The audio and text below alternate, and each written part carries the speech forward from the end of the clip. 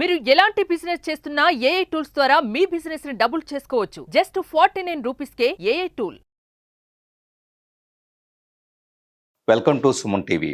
నేను నల్లమోతు శ్రీధర్, టెక్నాలజీకి సంబంధించిన నిపుణుడిని. ఈరోజు డిజిటల్ అరెస్ట్ అనేది ఈ మధ్యకాలంలో ఎక్కువగా వినపడుతూ ఉంది.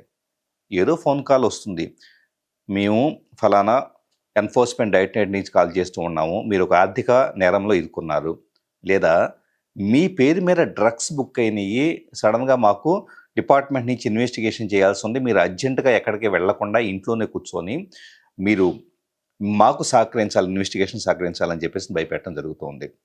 రకరకాల ఫోన్ కాల్స్ రావటము. ఈ మధ్యకాలంలో కొత్తగా ఇంకొకటి ఏంటంటే, కోర్ట్ ఆర్డర్ మీ మీద ఉంది, సో అర్జెంటుగా ఒక నెంబర్ వస్తుంది, అది పాకిస్తాన్ నుంచో లేకపోతే కనుక రకరకాల ప్లేసెస్ నుంచి వస్తుంది. కోర్ట్ ఆర్డర్ రాగానే ఆ నెంబర్ను చూసి భయపడిపోయేసి దిస్ ఈజ్ ఫ్రమ్ హైకోర్ట్ అని రికార్డెడ్ మెసేజ్ వినపడుతూ ఉంటుంది. సో కోర్ట్ అనే పదం వినంగానే, పోలీస్ అనే పదం వినంగానే జనాలు భయపడే టెండెన్సీ ఏదైతే ఉంటుందో దాన్ని ఆసరాగా చేసుకొని చాలామంది సైబర్ నేరస్తులు జనాలను భయపెడుతూ ఉన్నారు. ముఖ్యంగా దీంట్లో కొన్ని విషయాలు గుర్తుపెట్టుకోవాలి. గత 5 సంవత్సరాలుగా ఈ కేసులు నమోదవుతున్నాయి. గత సంవత్సర కాలంగా అయితే దేశవ్యాప్తంగా కొన్ని వేల కేసెస్ నమోదవుతూ ఉన్నాయి. ఈ కొన్ని వేల కేసెస్లో వచ్చేటప్పటికి ముఖ్యంగా ఫోన్ కాల్ వచ్చినప్పుడు పోలీస్ అని కానీ, కోర్ట్ అని కానీ, ఎన్ఫోర్స్మెంట్ డైరెక్టరేట్ అని కానీ, నార్కోటిక్ కంట్రోల్ బ్యూరో అని కానీ ఇలాంటి ఫోన్ కాల్ వచ్చినప్పుడు, లేదా మీ పేరు మీద ఫెడెక్స్ కొరియర్ అనేది డ్రగ్స్తో కూడింది వచ్చినప్పుడు ఇలాంటి కాల్స్కి ఎట్టి పరిస్థితుల్లో స్పందించొద్దు. ఒక అన్నోను పాకిస్తాన్ నెంబరో, ఇండియా నెంబర్ కాకుండా యూఎస్ కానీ, పాకిస్తాన్ కానీ ఇలాంటి నెంబర్లు వస్తే కనుక అసలు ఎట్టి పరిస్థితులు ఎత్తొద్దు. నిజంగా మీ వాళ్ళు ఎవరైనా అక్కడ నుంచి కాల్ చేశారనుకోండి, సో అలాంటప్పుడు ఏం చేయొచ్చు అంటే, వాళ్ళు వాట్సాప్ మెసేజ్ ఎటు చేస్తారు మీరు ఫోన్ ఎత్తకపోతే కనుక. సో నేను ఫలానా నెంబర్ నుంచి కాల్ చేస్తున్నాను, కొద్దిగా ఫోన్ ఎత్తండి అని మీ వాళ్ళు, మీ ఫ్రెండ్స్ ఎవరన్నా అయితే కనుక తెలిసిన వాళ్ళైతే వాళ్ళు ఏం చేస్తారంటే మీకు వాట్సాప్లో మెసేజ్ పెడతారు. అప్పుడు మీరు కావాలంటే నెక్స్ట్ టైం కాల్ అటెండ్ చేయొచ్చు, లేదా వాట్సాప్లో కాల్ చేయొచ్చు తప్పించి ఫారిన్ నెంబర్స్ నుంచి కాల్స్ వస్తే ఎట్టి పరిస్థితిలో అటెండ్ చేయొద్దు. ఒకవేళ అటెండ్ చేసినా కూడా ఇక్కడ ప్రీ రికార్డెడ్ వాయిస్ వస్తే ఏమని, కోర్టు నుంచి, పోలీస్ నుంచి అని చెప్పేసి వాళ్ళు మాట్లాడుతున్నా కానీ రికార్డెడ్ వాయిస్ వచ్చినా మీరు రెస్పాండ్ కావద్దు. వితిన్ 10 నుంచి 20 సెకండ్స్ లోపల ఫోన్ కట్ చేసేసేయండి. రిపీటెడ్గా కాల్ వచ్చినా కూడా దాన్ని వచ్చేటప్పటికి మీరు ఇగ్నోర్ చేస్తే బెటర్ థింగ్ అవుతుంది. ఇక దీంతో పాటు కొన్ని సందర్భాలు ఏం చేస్తారంటే, చాలామంది భయపడిపోయేసి ఫోన్ ఎత్తుతారు. ఇక వాళ్ళు ఒక స్టోరీ అల్లుతారు. మీ పేరు ఇదే కదా, మీరు ఫలానా లొకేషన్లో ఉంటారు కదా. కొన్ని సందర్భాల్లో మీ ఆధార్ కార్డు నెంబర్లు ఇలాంటివి కూడా చెబుతూ ఉంటారు. ఎందుకంటే పబ్లిక్ డొమైన్లో ఎక్కడో చోట మీ డేటాని దొంగిలించేసి ఈ పేర్లన్నీ సేకరించేసి మీ లొకేషన్ సేకరించి మిమ్మల్ని భయపెట్టాలని వీళ్ళు ట్రై చేస్తూ ఉంటారు. సో అలాగే మీ డీటెయిల్స్ చెప్పంగానే భయపడవద్దు. అలా భయపడ్డారంటే ఖచ్చితంగా వాళ్ళ వలలో మీరు పడ్డట్లే. సో చాలామంది ఏం చేస్తారంటే, మీరు భయపడటం మొదలు పెట్టంగానే మీరు ఈ గదిలోకి వెళ్ళండి, సో బోల్డ్ చేసుకోండి, ఎవరో మీ గదిలోకి రావడానికి వీలు లేదు, సో మీరు వెబ్ కెమెరా ఆన్ చేయండి, ఈ స్కైప్ మా డిఎస్పి లేదా మా ఎస్పీ వచ్చి మిమ్మల్ని ఇన్వెస్టిగేట్ చేస్తారు, అర్జెంటుగా మీరు స్కైప్లో ఇన్స్టాల్ చేసుకొని స్కైప్లో ఈ పర్టికులర్ స్కైప్ ఐడిలోకి వీడియో కాల్ రండి అని చెప్పేసి మిమ్మల్ని వీడియో కాల్లోకి రప్పిస్తారు. రప్పించిన తర్వాత కంప్లీట్గా బెదిరించడం మొదలు పెడతారు. ఇది అతి పెద్ద క్రైము. దీని మీద పూర్తి స్థాయిలో కూడా మాకు ఇన్వెస్టిగేషన్ నడుస్తూ ఉంది. పెద్ద పెద్ద తలకాయలు దీంట్లో ఇన్వాల్వ్ అయి ఉన్నారు. మీరు నిరపరాధం మాకు తెలుస్తూ ఉంది కానీ, అంటే ఎంత డ్రామా క్రియేట్ చేస్తారంటే, మీరు నిరపరాధి అని తెలుస్తూ ఉంది కానీ మా డ్యూటీ మేము చేయాలి, కాబట్టి మీరు మాకు ఇన్వెస్టిగేషన్ కోఆపరేట్ చేయండి అని చెప్పేసి అని అంటాము. ఎవరన్నా పిల్లలు కానీ, పెద్దవాళ్ళు కానీ మీ గదిలోకి రావడానికి ట్రై చేస్తుంటే కనుక, సో వాళ్ళని అర్జెంటుగా బయటకు పంపించండి, మీరు ఇప్పుడు సర్వేలెన్స్లో ఉన్నారు, మేము మీ మీద నిఘా ఉంది, సో ఎవరో ఇన్వెస్టిగేషన్లోకి బయట వ్యక్తులు రాకూడదని చెప్పేసి భయపెట్టడం.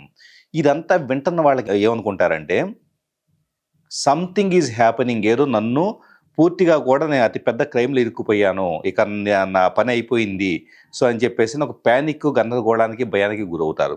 ఎందుకంటే ఆ స్థాయిలో పీపుల్ మ్యానిపులేషన్ చేసిన తర్వాత కొన్ని సందర్భాలు ఏం జరుగుతుందంటే, ఎదుటి వ్యక్తి ఎవరైతే స్కైప్లోకి వస్తారో వాళ్ళు పోలీస్ డ్రెస్ వేసుకొని, ఎక్కడైతే టీవీ సీరియల్స్లో, సినిమాస్లో ఎలా అయితే పోలీస్ డ్రెస్లు ఉంటాయో అలాగా స్టార్స్ పెట్టుకొని, డిఫరెంట్ ర్యాంక్ ఉన్న పోలీస్ డ్రెస్సులు పెట్టుకొని ఆ పోలీస్ డ్రెస్ కూర్చొని వాళ్ళు మాట్లాడుతూ ఉంటే వీళ్ళు భయపడిపోతారు.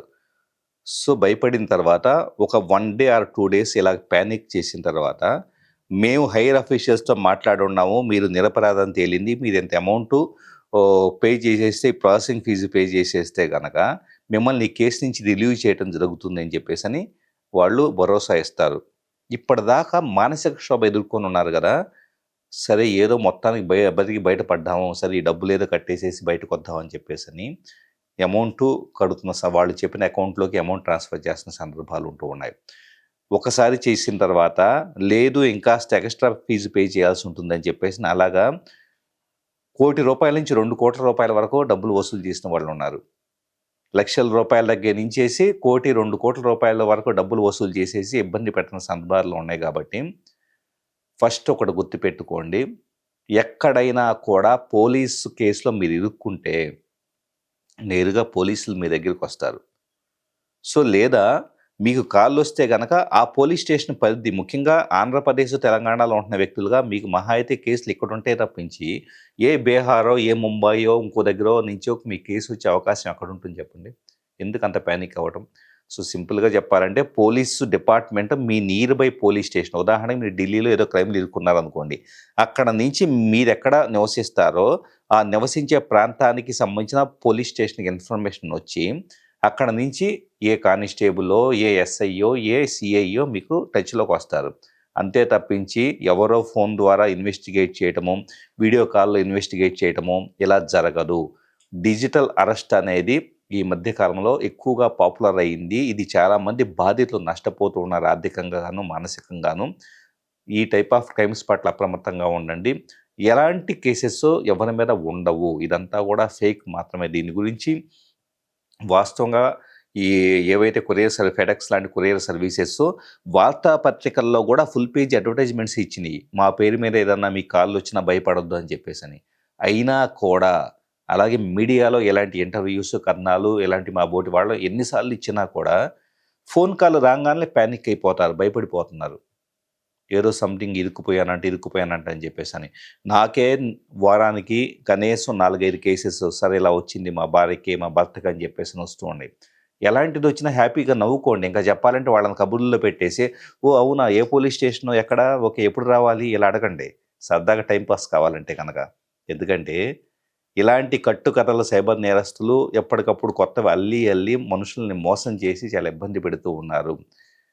సో వీటిని నమ్మి ఎమోషనల్‌గా బ్లాక్‌మెయిల్ అయిపోయేసి డబ్బులు పోగొట్టుకోవడం కాకుండా, ఒకవేళ నిజంగా మీరు ఫస్ట్ రోజు ఇన్వెస్టిగేషన్‌లోకి పార్టిసిపేట్ చేశారనుకుందాం. మీకు ఈ విషయం అర్థమైంది ఇదేదో సంథింగ్ తేడాగా ఉందని. అప్పుడేం చేస్తారంటే రెండో రోజు నుంచి పూర్తిగా ఫోన్ డిస్కనెక్ట్ చేయండి. ఆ స్కైప్ నుంచి సైన్ అవుట్ అయిపోండి. మీకు అదే ఫోను వేరే నంబర్స్ నుంచి వస్తూ ఉంటే ఫోన్ స్విచ్ ఆఫ్ చేసేయండి. సో, ఆటోమేటిక్‌గా ఏమవుతుందంటే ఒక 2, 3 రోజులు ట్రై చేస్తారు. ఇక మీరు మీ వల్ల వర్కౌట్ కాదనుకుంటే వేరే విక్టిమ్‌ని పట్టుకొని వేరే వాళ్ళ ద్వారా డబ్బులు సంపాదించడానికి ట్రై చేస్తారు. అంతే తప్పించి మిమ్మల్నే ఇబ్బంది పెట్టడం అనేది ఏ సైబర్ నేరస్తుడి యొక్క ఉద్దేశ్యం కాదు. వాళ్ళకి డబ్బులు రావటం. ఆ డబ్బులు మీ నుంచి రావనుకుంటే కొత్త వ్యక్తిని పట్టుకుంటారు. కాబట్టి 2 రోజులు ఫోన్ స్విచ్ ఆఫ్‌లో పెట్టుకుంటే సరిపోతుంది. సో, ఈ జాగ్రత్తలు తీసుకుంటే మీరు డిజిటల్ అరెస్టుల నుంచి మిమ్మల్ని మీరు కాపాడుకోవచ్చు. All the best.